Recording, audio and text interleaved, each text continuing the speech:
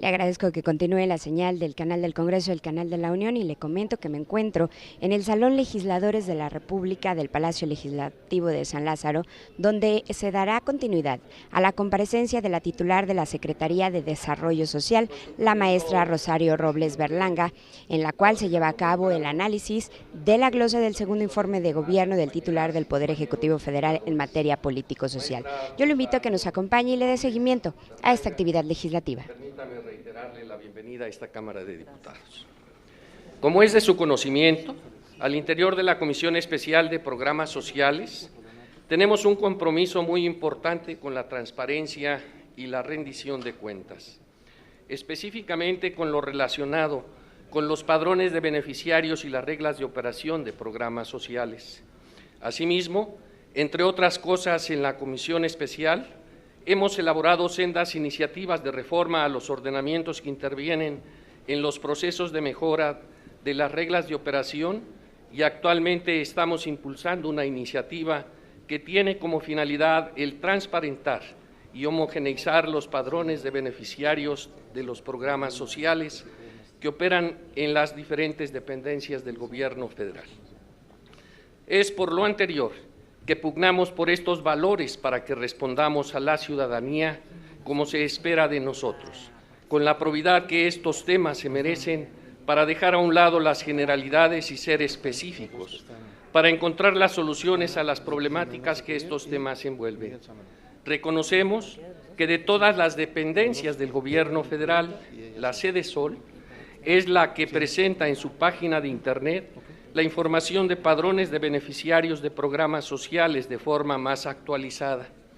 Sin embargo, la información que se publica tiene un cierto grado de detalle que impide hacer un ejercicio rápido de comparación y escrutinio, ya que no se cuenta con una opción de filtro de la información con diferentes niveles de detalle. En ese sentido, permítame, con el respeto que me merece, formularle la siguiente pregunta con estos argumentos.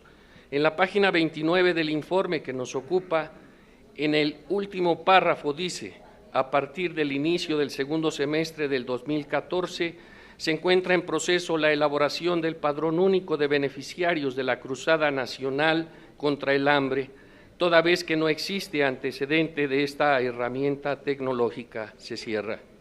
Al respecto, brevemente comento lo siguiente. Tomando en cuenta que es deseable que los padrones de beneficiarios, más allá de solo enlistar los nombres de los mismos, la calidad de los datos públicos refieren otros problemas transversales, como la inconsistencia en la presentación e imprecisión con respecto a quiénes son los beneficiarios y cuánto reciben.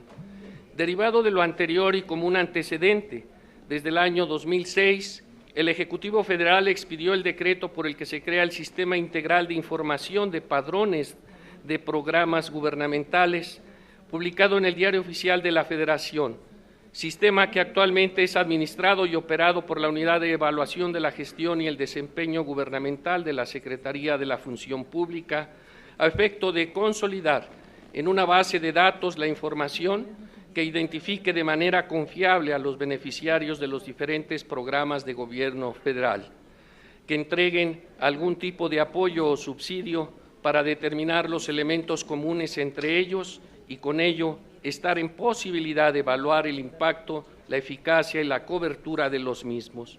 La pregunta concreta es la siguiente: ¿por qué no utilizar los datos que ya deben de existir en este Sistema Integral de Información de Padrones de Programas Gubernamentales para generar las bases de datos que nos permitan contar a toda la ciudadanía del país con padrones de beneficiarios únicos y públicos, con datos abiertos y homogéneos que permitan la utilización de la información para, entre otros fines, la evaluación y el escrutinio? Y en ese mismo sentido, ¿para qué fecha contaremos con esos padrones únicos? Permítame comentar también como antecedente que, con la finalidad de evaluar las duplicidades de atención a los beneficiarios de los mismos, desde el año 2002, el decreto del presupuesto de egresos de la Federación estableció la necesidad de realizar un cruce de padrones o listado de beneficiarios de los programas del Gobierno federal. Por lo anterior, en concordancia con el artículo 29 del presupuesto de egresos de la Federación 2014, cuáles han sido los resultados de las confrontas que se hayan llevado a cabo con la finalidad de identificar las concurrencias y o duplicidades de beneficiarios, y cómo se han solucionado las duplicidades que han encontrado y cuándo serán publicados dichos ejercicios. Un buen motivo para quitar o eliminar la exclusión entre algunos programas sociales, como usted bien lo dijo, es la transversalidad de algunos de estos, mismos que se integraron para cubrir las necesidades del Sistema Nacional para la Cruzada contra el Hambre. Por lo tanto, en este concepto de transversalidad, pregunto, ¿con qué criterios se está controlando la concurrencia o duplicidad en los padrones de beneficiarios en los municipios que actualmente se favorecen por medio de la Cruzada Nacional contra el Hambre?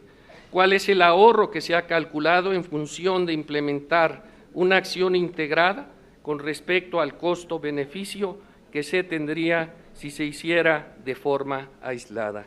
Por sus respuestas, muchas gracias. Coronato que no.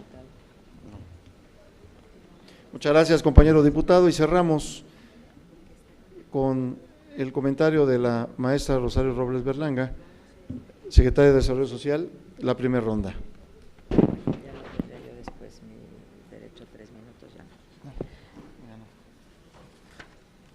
Bueno, diputado, es parte muy importante del trabajo que se ha planteado la Sedesol.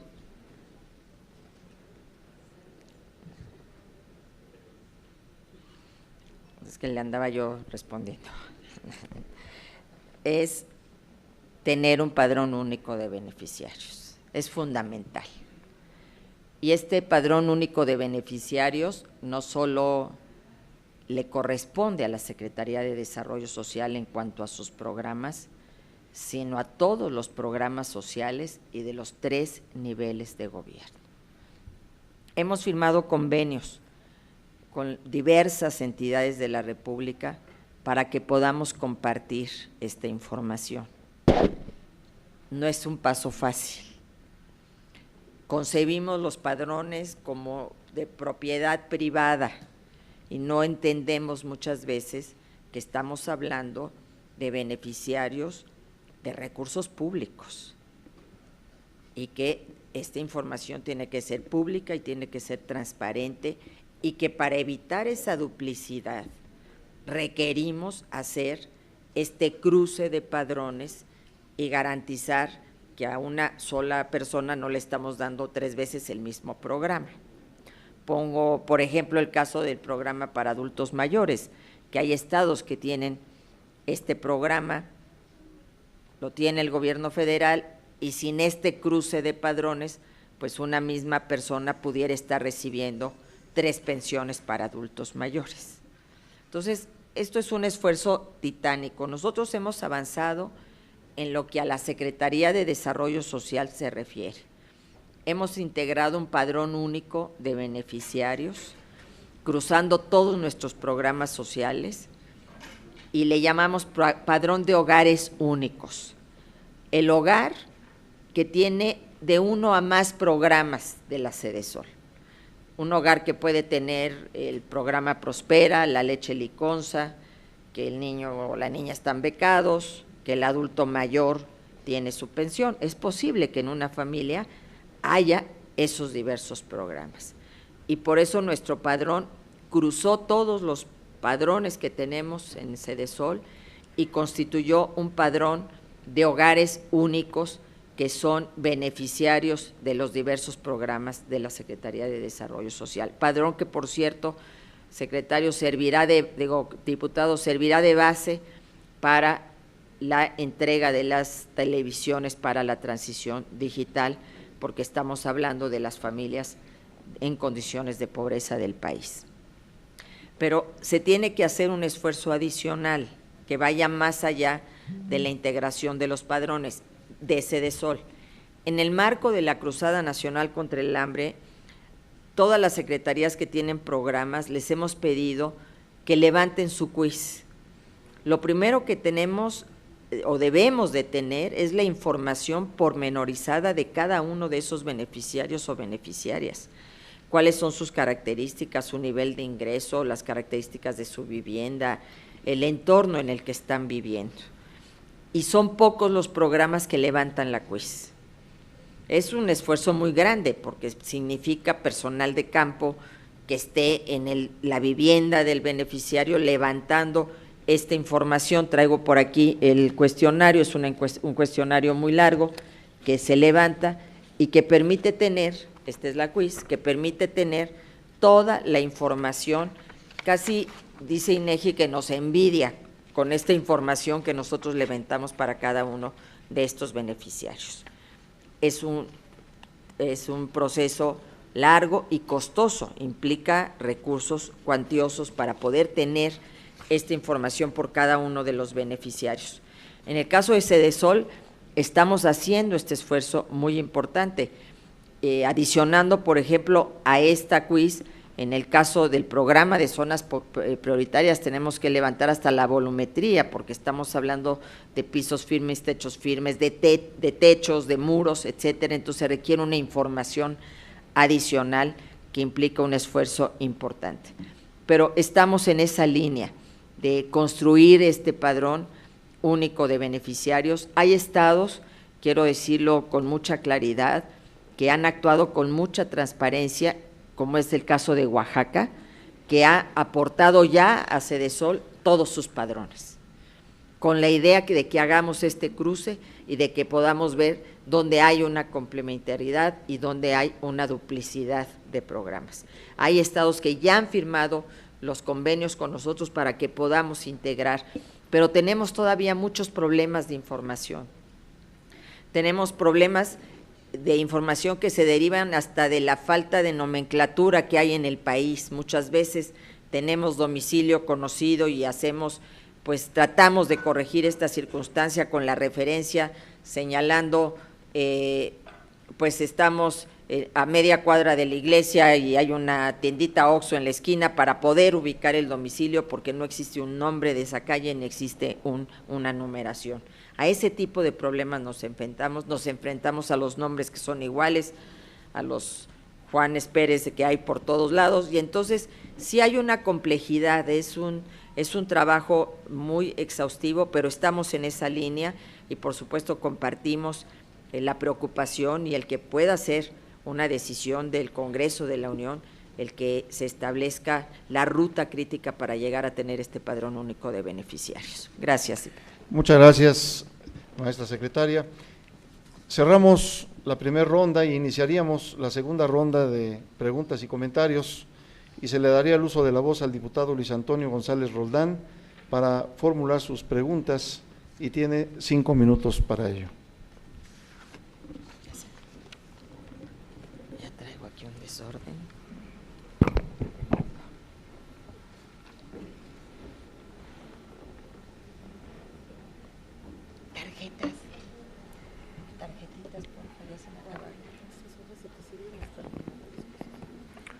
Con su permiso, señor presidente, señoras y señores legisladores, señora secretaria, Rosario Robles Berlanga, permítame reiterarle la bienvenida a este recinto, casa de todos los mexicanos. Señores subsecretarios, señor oficial mayor, señores funcionarios, señoras y señores. El reto de todo gobierno es mejorar la calidad de vida de sus ciudadanos. En Nueva Alianza estamos convencidos que para superar la pobreza es necesario generar acciones de desarrollo social que impulsen una mejor situación de salud, de seguridad social, educativa, de vivienda, económica y de servicios básicos comunitarios de la población. Reconocemos que el Estado mexicano ha implementado estrategias y acciones de política social para hacer frente a esta desigualdad, entre las que destacan el Programa de Derechos Indígenas, los programas para el mejoramiento de la producción y productividad indígena, el Programa de Apoyo a la Educación Indígena y el Programa de Infraestructura Indígena. El informe que se presentó a esta Cámara señala que con el objeto de eliminar rezagos, asegurar el pleno ejercicio de sus derechos y brindarles nuevas opciones productivas, se han atendido a 1.500.000 familias indígenas en 24.991 localidades mediante el programa Oportunidades. Sin embargo, aún en la actualidad los mexicanos indígenas se encuentran en múltiples desventajas respecto de la sociedad nacional para ser genuinamente parte del desarrollo nacional. Sabemos que antes el Instituto Nacional Indigenista y hoy la Comisión Nacional para el Desarrollo de los Pueblos Indígenas han hecho esfuerzos para apoyar a este sector de la población nacional, ya sea hablantes de alguna lengua indígena o que se reconoce a sí misma como población indígena.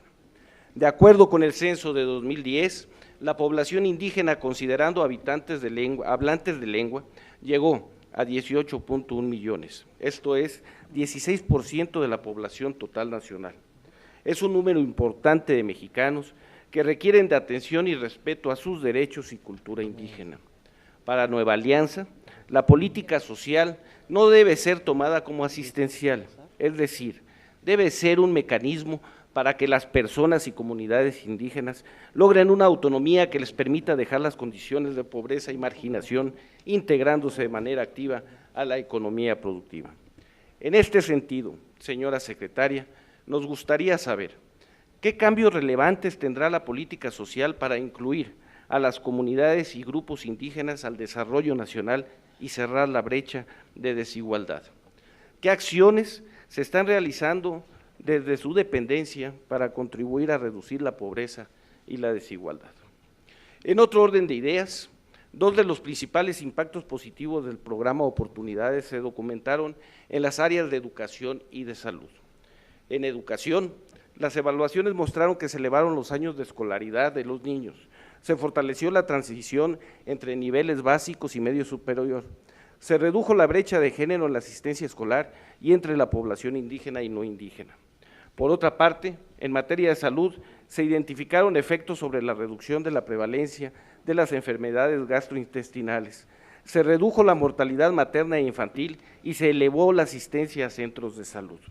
En el rediseño de Prospera, se han anunciado elementos importantes que fortalecen, desde nuestra visión, estos componentes. Por ejemplo, en la parte de la educación se menciona una ampliación de las becas a educación superior o para educación técnica o de capacitación para el trabajo. En lo referente a la salud, se menciona que el paquete de atención se ampliará de 13 a 27 intervenciones, así como se promoverá la afiliación al Seguro Popular y al Servicio Médico Siglo XXI. Estas dos acciones, sin duda, reforzarán dos componentes que ya funcionaban bien. Sin embargo, existe un tema relevante para garantizar que la ampliación de las acciones en el marco de Prospera se materialicen en cambios en la calidad de vida de estas familias. En este contexto, es necesario trabajar para que la calidad de los servicios de salud que reciban las beneficiarias mejore, ya que la mera incorporación no constituye acceso efectivo a este derecho social. Lo mismo sucede con la educación, donde el objetivo de crear y fortalecer el capital humano es difícil de alcanzar cuando no se cuenta con calidad en los servicios educativos que reciben los beneficiarios. En el marco del lanzamiento de Prospera, señora secretaria, ¿qué acciones en materia de salud y educación se tienen pensado realizar para contribuir en la elevación de la calidad de ambos servicios que se prestan a los beneficiarios? Una última pregunta es que, como todos sabemos, en próximos días, 7 de octubre, iniciará el proceso electoral federal 2014-2015. Se renovará la integración de la Cámara de Diputados y procesos electorales en distintas entidades federativas en los que de igual forma se renovarán ayuntamientos, legislaturas y titulares de ejecutivos locales. En este sentido, ¿qué acciones y esquemas de prevención se contempla implementar para que los programas sociales de Sedesol y apoyos que derivan de su operación continúen siendo de carácter social e independiente y no sean objeto de condicionante alguno para su entrega en relación con una eventual solicitud de voto a favor de partido o candidato alguno? Por su atención y respuesta, muchas gracias. Muchas gracias, compañero diputado. Se le concede el uso de la voz a la maestra Rosario Robles Berlanga, secretaria de Desarrollo Social, hasta por 5 minutos para dar respuesta a las preguntas del diputado. Muchas gracias, diputado. Lo primero que quisiera señalar es que la Comisión de Pueblos Indígenas que me ha tocado a mí responder, que ya voy a pedir que llamen a Nubia a comparecer. Ella ha tenido mucha comunicación con la comisión y se ha reunido varias veces, pero la Comisión de Pueblos Indígenas tiene un trabajo transversal y de coordinación con muchas de las secretarías del Gobierno de la República, con IMSS Prospera, con la Comisión Federal de Electricidad, con CONAGUA, con varias con la Secretaría de Comunicaciones y Transportes, con la propia Sedesol, con la que trabaja de manera muy estrecha en el marco de la Cruzada Nacional contra el Hambre, porque hemos puesto mucha atención y mucha relevancia en la atención de los pueblos indígenas, de los olvidados de siempre. Decíamos en una gira que realizamos por la montaña guerrerense, porque hemos recorrido conjuntamente con la contadora Nubia Mayorga todos los municipios de la montaña, los que siempre han sido excluidos por su condición de indígenas y más si son mujeres, su condición de indígenas, de mujeres y de pobres. Entonces, hay estrategias muy importantes. La CDI ha hecho una reorientación de sus programas y sobre todo le ha dado mucho énfasis al enfoque productivo. Esto es algo muy importante. CDI ahora no solamente está entregando apoyos productivos, sino que les da un seguimiento a esos proyectos. Nosotras hemos acuñado una frase, que la gente se come al proyecto productivo en lugar de comer del proyecto productivo, y tenemos que ir a eso, a que coma del proyecto productivo. Se lo come pues por la necesidad y porque no hay quien le dé toda esta asistencia técnica y este seguimiento hasta que un proyecto prospere, porque no es de corto plazo. Para que un proyecto productivo tenga una sustentabilidad tienen que pasar varios años, tiene que haber una capacitación, tiene que haber una asistencia técnica. Y en ese sentido, en el marco de la Cruzada Nacional contra el Hambre, en la Comisión Intersecretarial de la Cruzada hemos formado un equipo intersecretarial que trabaja básicamente la visión sobre proyectos productivos.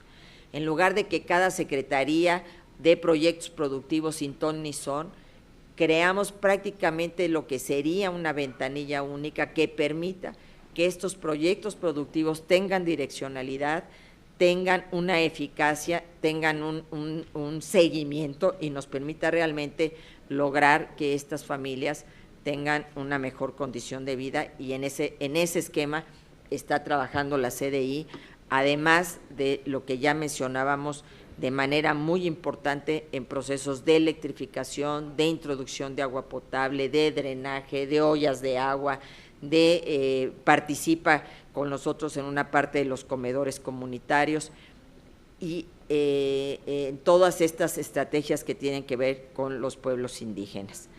Adicionalmente, como Sedesol, nosotros tenemos un área muy importante que es FONART, que precisamente le hemos dado también esta orientación de trabajo y de recuperación de todo lo que es nuestras artesanías y convertir a las artesanías en esta actividad productiva, es decir, que sea una fuente importante de ingreso de estas familias.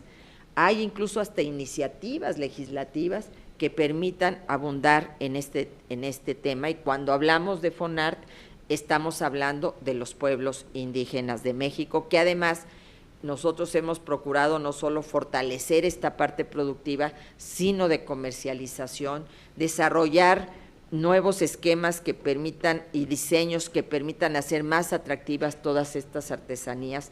Hemos incluso FONART firmó recientemente un convenio con la Universidad Nacional Autónoma de México para fortalecer toda esta estrategia y también para recuperar aquellas artesanías y aquellas expresiones de este arte popular que se están perdiendo y que tenemos que preservar porque son identidad, son cultura y son base de nuestro patrimonio y de nuestra riqueza como nación.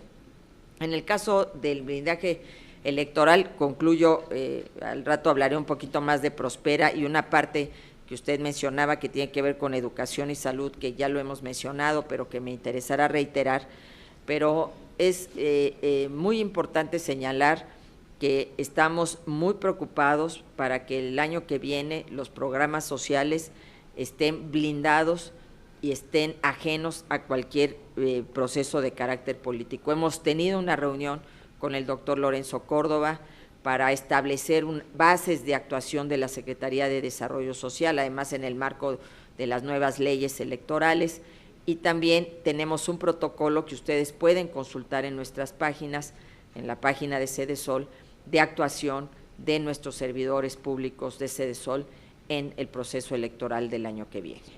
Muchas gracias. Muchas gracias, maestra secretaria. Se le concede nuevamente el uso de la voz al diputado Luis Antonio González Roldán para sus comentarios, hasta por 3 minutos.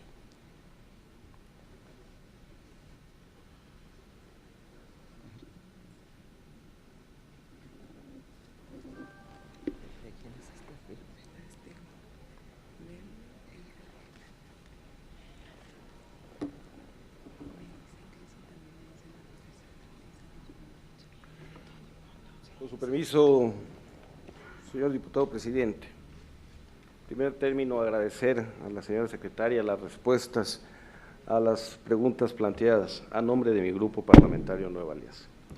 Respuestas que en lo particular nos sirven para conocer con mayor profundidad el trabajo que desde la administración pública se está realizando en favor del sector más vulnerable del país. Con toda certidumbre puedo afirmar desde esta tribuna que no hay parte más sensible en el quehacer gubernamental que aquella que atiende a los grupos más vulnerables y con necesidades básicas más apremiantes, cuya atención resulta impostergable bajo los principios de equidad y justicia social que rigen y deben regir a todo ente público. Sin mezquindad alguna, permítame reconocerle a usted y a todo su equipo de trabajo el amplio ámbito de acciones desarrolladas por la Sedesol. Así lo denota el informe para quienes hemos tenido la oportunidad de darle una lectura.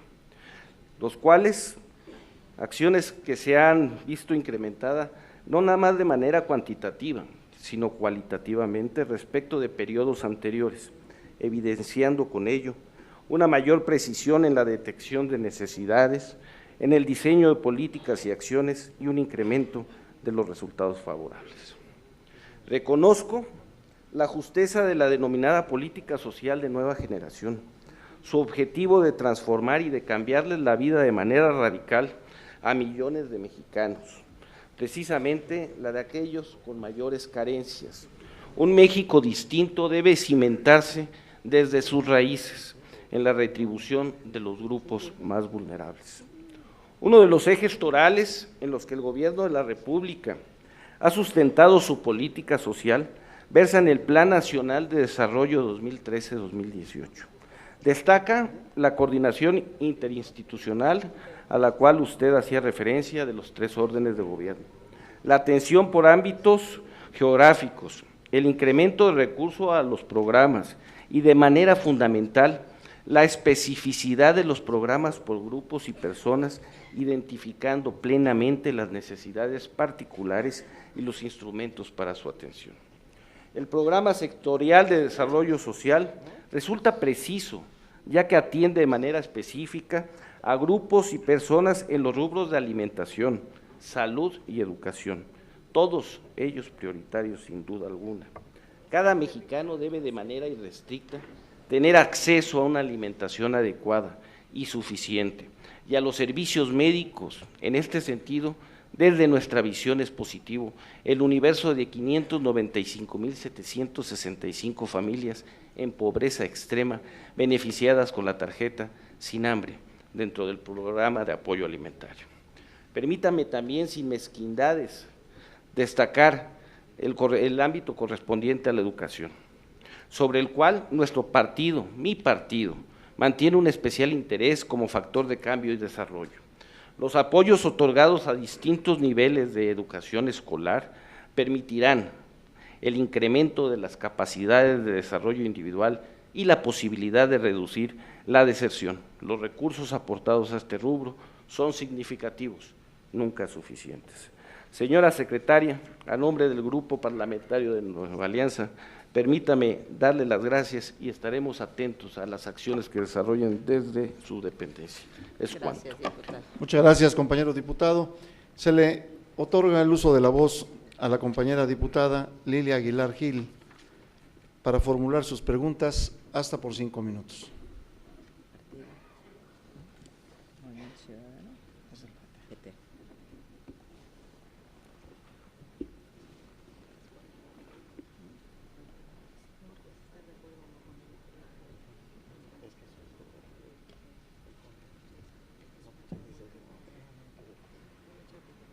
Muy buenas tardes y sea bienvenida, señora secretaria. Como usted sabe, el ganador del Premio Nobel de Economía, Amartya Sen, alguna vez dijo que el desarrollo es más que un número. Y es por eso que en mi intervención trataré de hablar lo menos que se pueda de números, pero sí me gustaría hacer algunas críticas y preguntas estructurales sobre la aliviación de la pobreza en México. Usted declaró que la república, por definición, es una república de iguales, y que si no hay igualdad, entonces no hay república.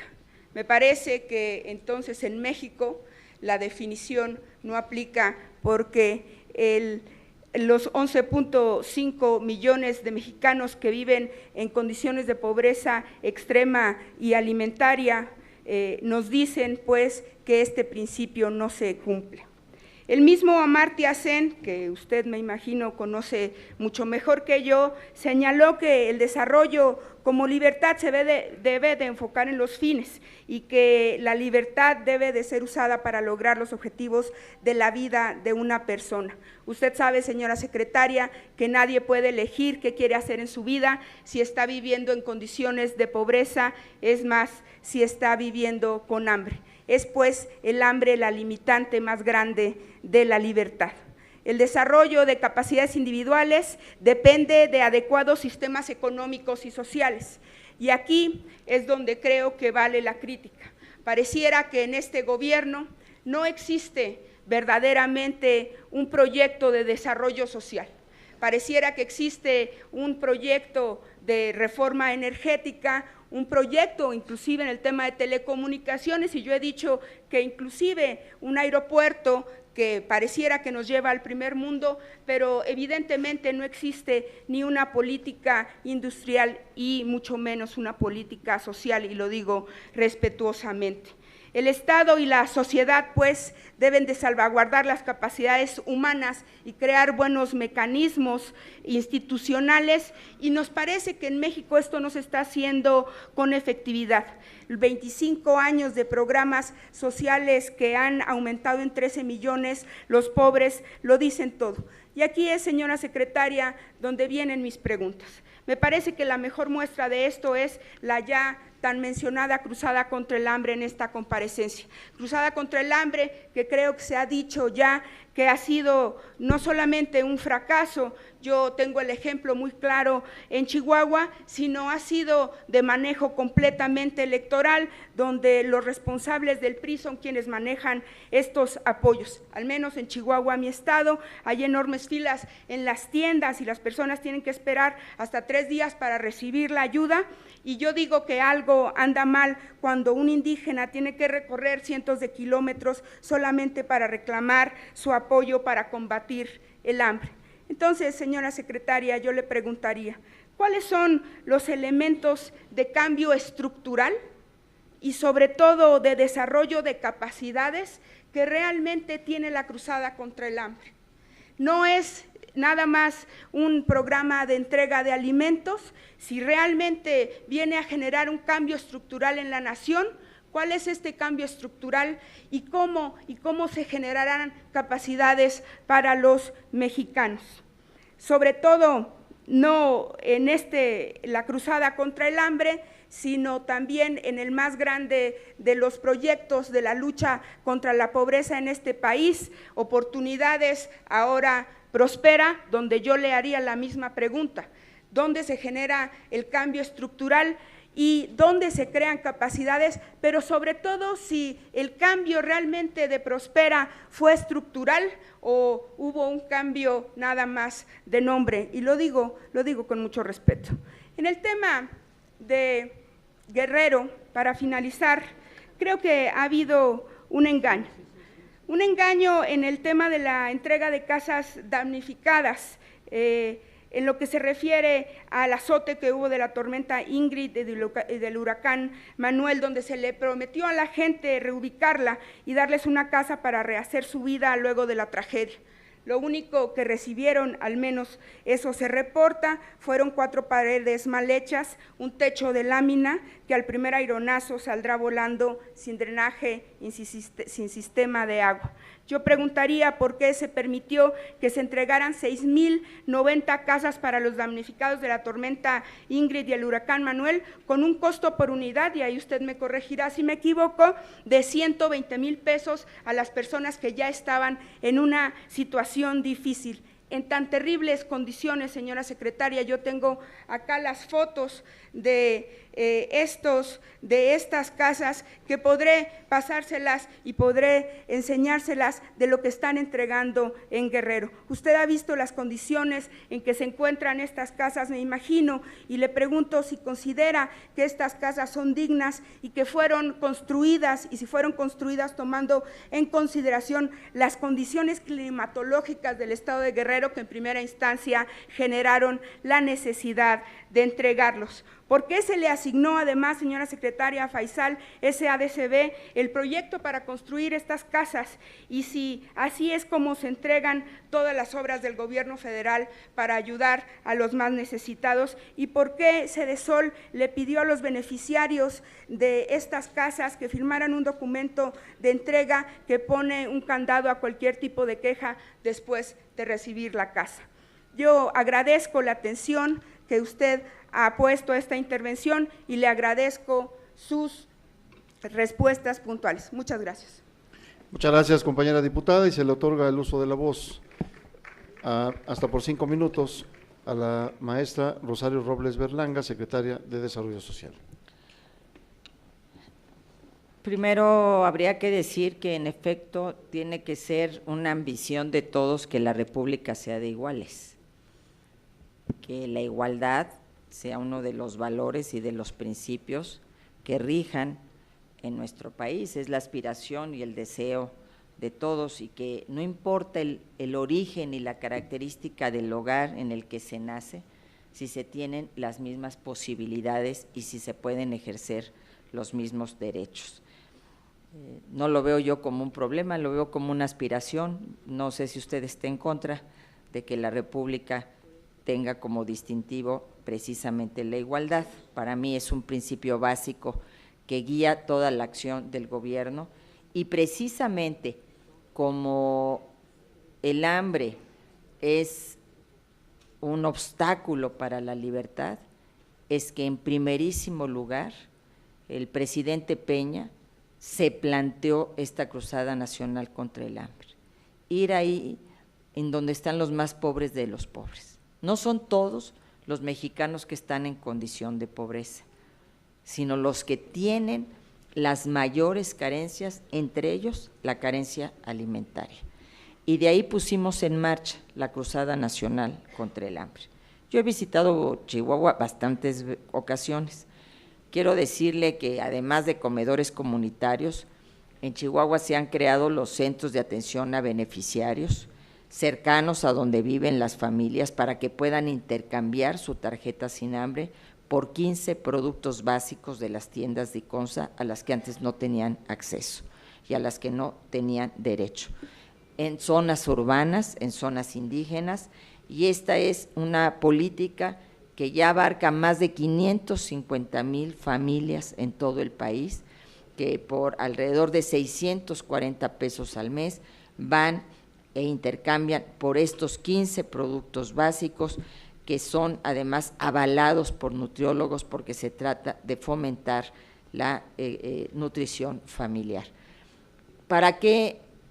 ¿Cómo le dimos respuesta a esta demanda, y sobre todo en las zonas fronterizas en donde se han distribuido miles de tarjetas, a partir justamente de la creación de estos centros de atención a beneficiarios, precisamente para garantizar que estas familias tengan acceso lo más rápidamente posible a el intercambio de su tarjeta.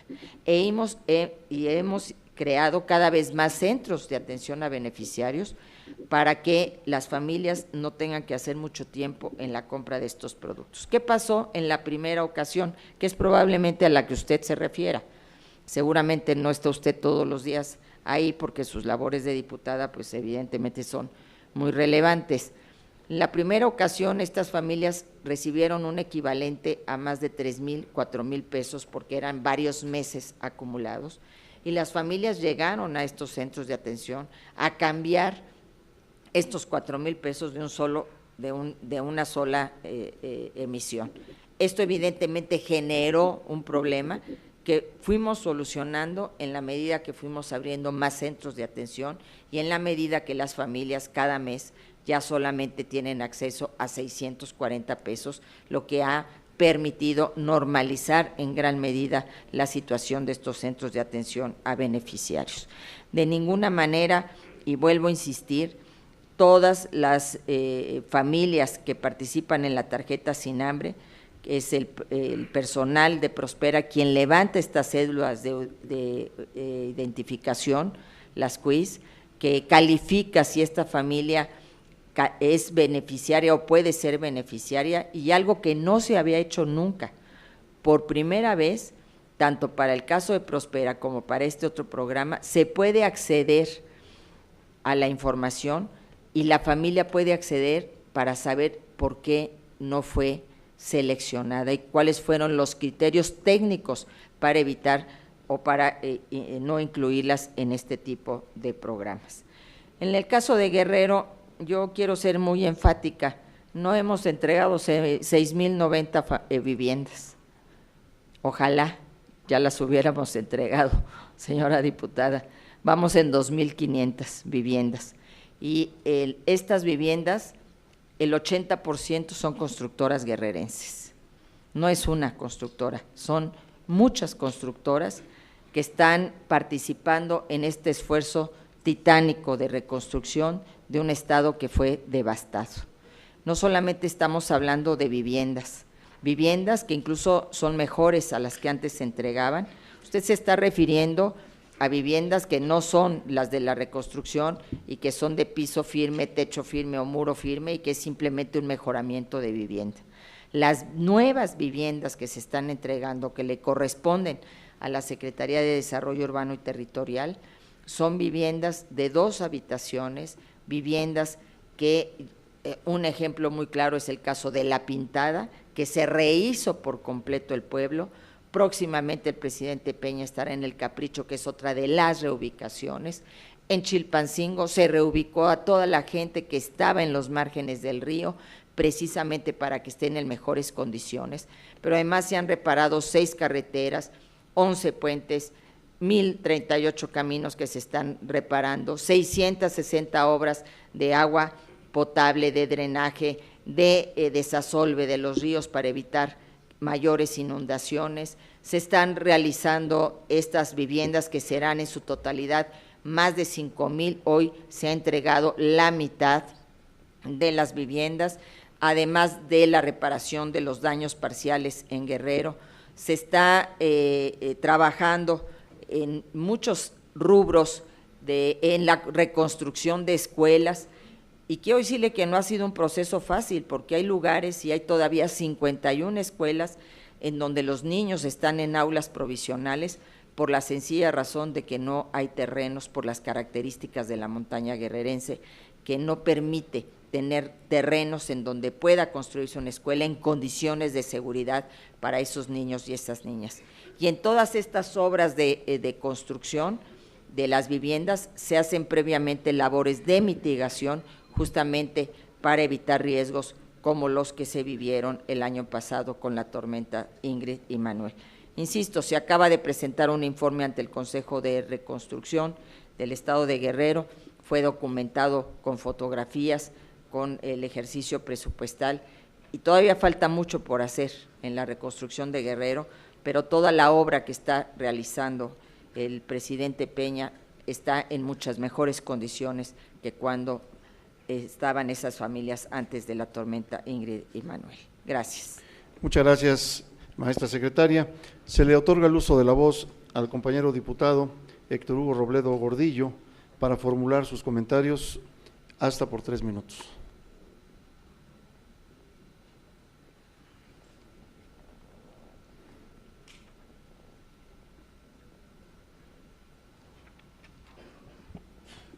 Gracias, diputado presidente. Señora secretaria, yo nada más quisiera hacer algunos comentarios finales. Aquí hemos coincidido que la pobreza es un problema estructural y si no va acompasado de un proyecto económico para aspirar a que tengamos una república de iguales, porque debe ser una aspiración, yo coincido, ¿no? Entonces, sin embargo, yo también quiero reconocer que el combate a la pobreza, o el programa del combate a la pobreza, se asienta en 3 ejes fundamentales, que es la educación, la salud y la alimentación. Nosotros queremos decirles aquí, secretaria, que desde el Partido del Trabajo estamos fortaleciendo a la educación temprana. Y la educación temprana ha sido una preocupación de nuestro partido. Y atendemos a niños desde 45 días de nacidos a 5 años, 8 meses. Y este proyecto que tiene el Partido del Trabajo ha recibido reconocimientos de la ONU y de la OEA. Sin embargo, ha habido resistencia de la Secretaría de Educación y las iniciativas que hemos propuesto aquí en el Congreso de que la educación inicial debe ser obligatoria, porque ya no es la educación primaria, es la educación inicial la columna vertebral de la educación básica. ¿Por qué Cuba? ¿Por qué Finlandia? ¿Por qué esos países han tenido éxito en la educación? Porque sus ojos están puestos en la educación temprana. Nosotros hemos sido reiterativos y lo vamos a seguir siendo reiterativos, que debemos dar atención a la educación temprana.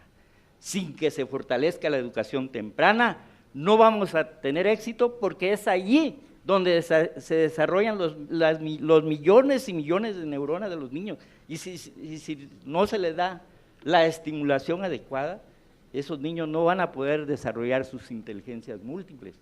Entonces, en ese sentido, yo quiero hacer mención que las guarderías infantiles que tiene Sedesol son importantes. Es un paliativo, pero no es lo que nosotros tenemos en un centro de desarrollo infantil. Falta, porque va acompasada, tiene que ir acompasada de los neuronutrientes correspondientes para el desarrollo del cerebro en esa etapa. Y esa es lo que la Secretaría de Educación ha dejado de lado. Por esa razón, nosotros también queremos saber si las estancias infantiles sufrieron algún cambio en este nuevo gobierno, porque son importantes, porque se le da a las madres oportunidad de tener un trabajo, pero que no solo sea objeto de una guardería común. Entonces, termino diciendo, sí hay que reconocer algunos esfuerzos que se están haciendo, pero si no cambiamos este modelo económico, no vamos a tener éxito. Muchas gracias por su atención. Gracias. Muchas gracias, compañero diputado. Se le concede el uso de la voz a la compañera diputada Luisa María Alcalde Luján para formular sus preguntas hasta por 5 minutos.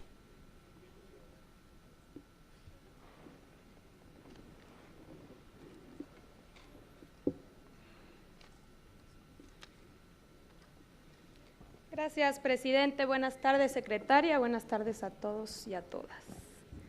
Secretaria, en 14 años, el gasto del gobierno federal en programas para el combate a la pobreza ha aumentado de 61,000 millones de pesos en el año 2000 a 407,500 millones en 2014, un aumento de casi 670%. En el caso exclusivo de su secretaría, el monto presupuestado al desarrollo social creció más de 7 veces. Ninguna dependencia ha tenido aumentos tan elevados en periodos tan cortos.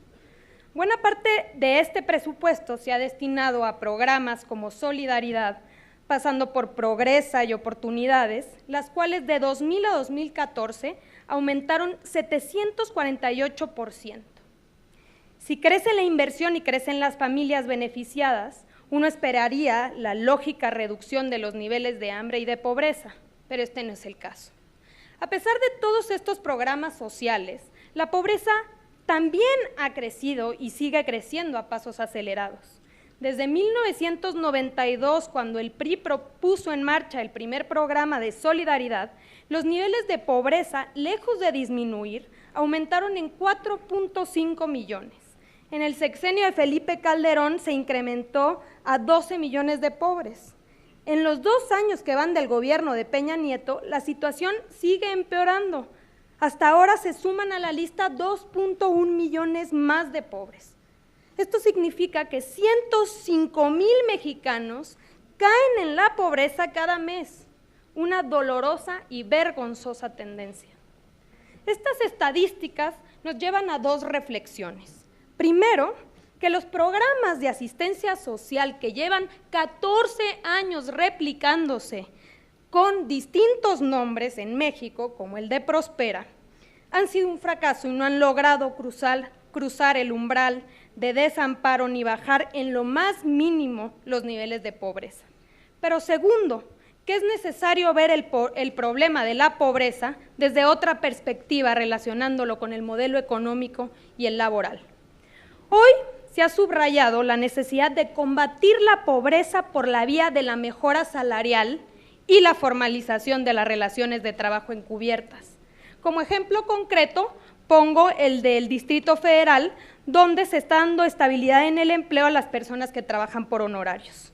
Siendo así, con este ejemplo concreto, yo le preguntaría, señora secretaria, primero, si está de acuerdo con nosotros en que los programas de asistencia social como Prospera son insuficientes para combatir la pobreza, pero segundo, si no cree que para lograr de una vez por todas mitigar la pobreza en México, es necesario vincular las políticas de unas dependencias con otras e impulsar una política de incremento salarial y de formalización de relaciones laborales. Muchas gracias.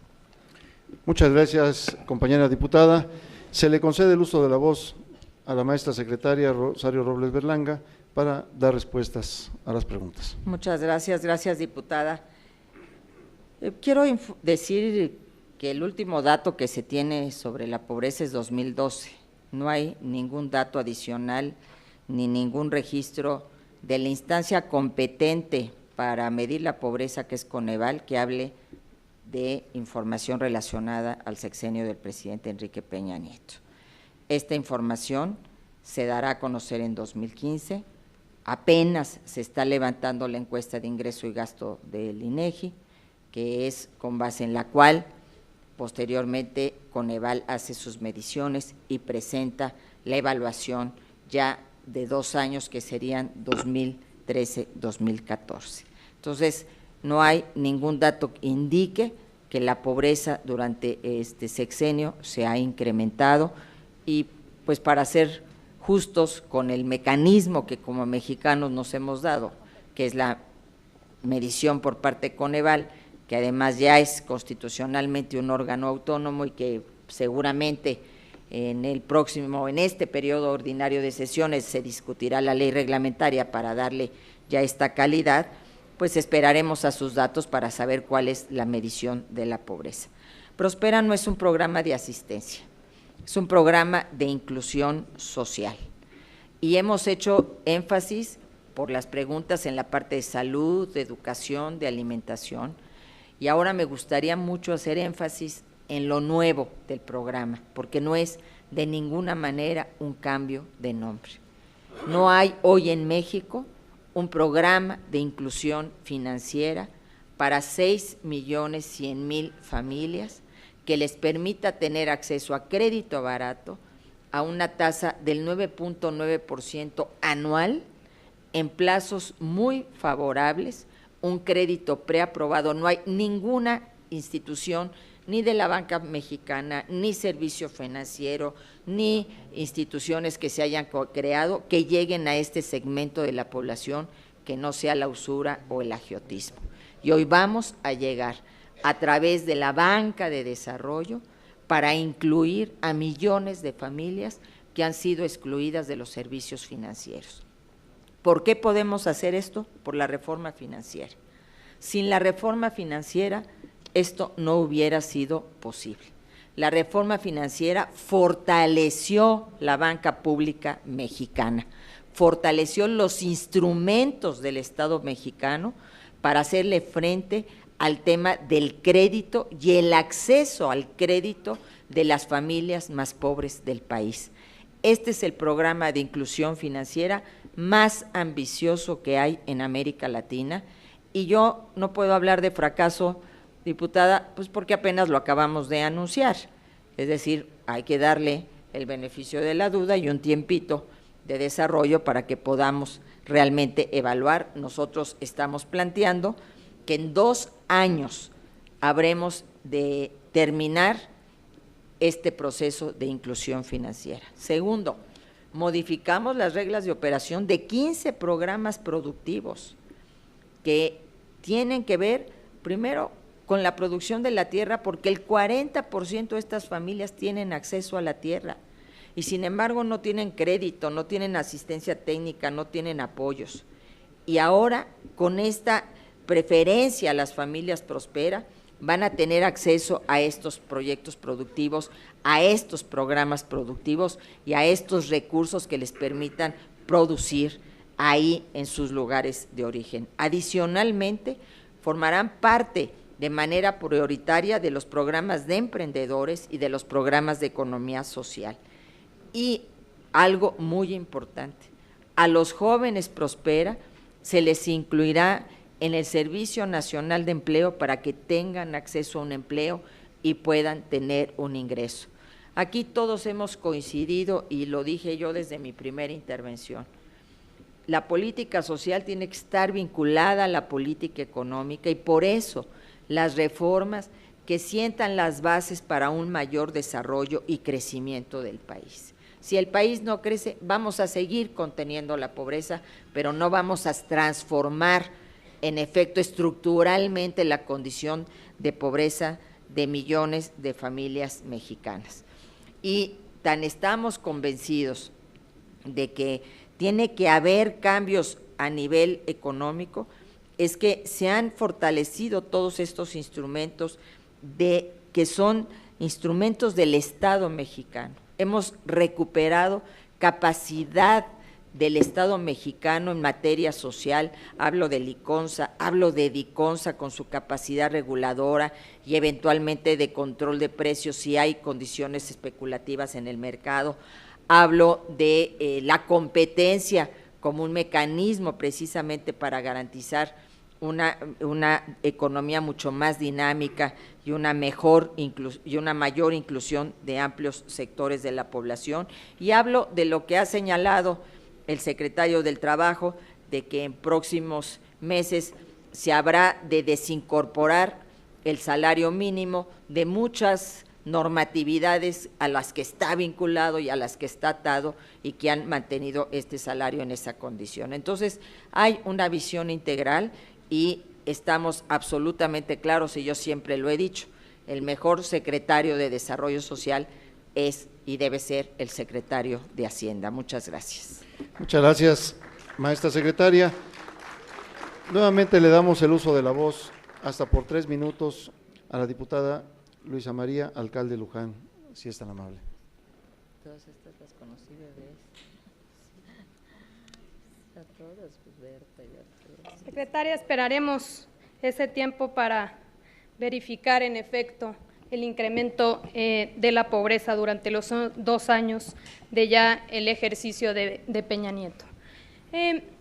Lamento mucho que no se haya pronunciado con respecto al incremento salarial. Nosotros sabemos que una cosa es la desvinculación, es un paso previo para el incremento, pero yo creo que siendo su función combatir y mitigar la pobreza en México, nos gustaría escucharla en los medios de comunicación exigiendo un incremento salarial que sabemos que puede ser una de las vías realmente para mitigar el problema de la pobreza.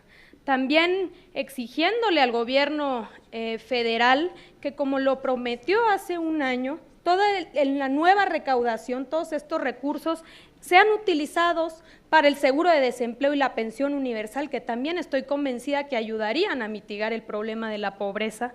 Nos gustaría, a menos de que considere que no le toca desarrollo social, exigiendo el incremento salarial. Yo creo que en efecto le tocaría a usted, le tocaría al gobierno federal.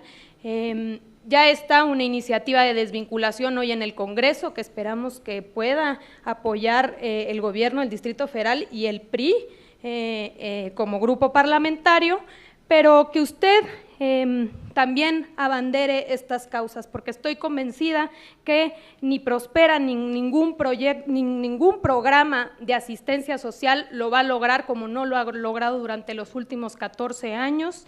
Necesitamos un cambio de rumbo y esperamos que pueda usted dar el primer paso. Gracias. Muchas gracias, compañera.